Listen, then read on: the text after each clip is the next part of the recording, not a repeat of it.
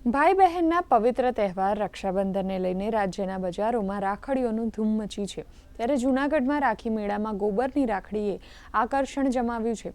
જૂનાગઢના સખી મંડળના બહેનો દ્વારા ગોબરની રાખડી બનાવવામાં આવી છે। ગોબરની રાખડી એટલે કે નિર્માલ્ય એટલે કે ભગવાનના પૂજાના ફૂલોની રાખડી બનાવવામાં આવી છે।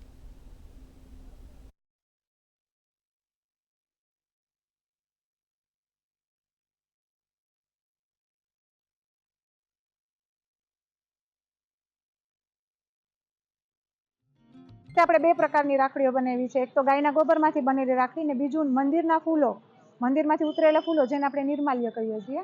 તો નિર્માલ્યમાંથી આપણે એના ફૂલ એટલે ફૂલ હોય એના પાવડરમાંથી પણ આપણે રાખડી બનાવેલી છે। બંને રાખડીઓ બાયોડિગ્રેડેબલ છે કે જે એક વખત જમીનમાં ગયા પછી તેના એ પૂરી નષ્ટ થઈ જશે, એનું ખાતર બની જશે। કે પર્યાવરણલક્ષી વસ્તુઓ વાપરશું, આરોગ્યલક્ષી વસ્તુઓ વાપરશું તો એના ફાયદા આપને જ છે। તો એ અમે કહીએ છીએ પૈસા ઉપર એ વસ્તુઓ ખરીદે પણ છે। લોકોની અંદર અવેરનેસ જોઈને અમને ખુશી થાય છે। કુદરતી રીતે બનાવેલી છે, જે વેસ્ટેજ ફૂલ હોય ભગવાનને ચડાવેલા હોય છે એને વેસ્ટમાંથી બેસ્ટ કરીને બનાવી છે। જે ગોબર છે ગાયનું એનામાંથી રાખડી બનાવેલી છે, જે કેવી સરસ રીતે બનાવી છે, ખબર પણ ના પડે કે આ વેસ્ટમાંથી બેસ્ટ બનાવ્યું છે।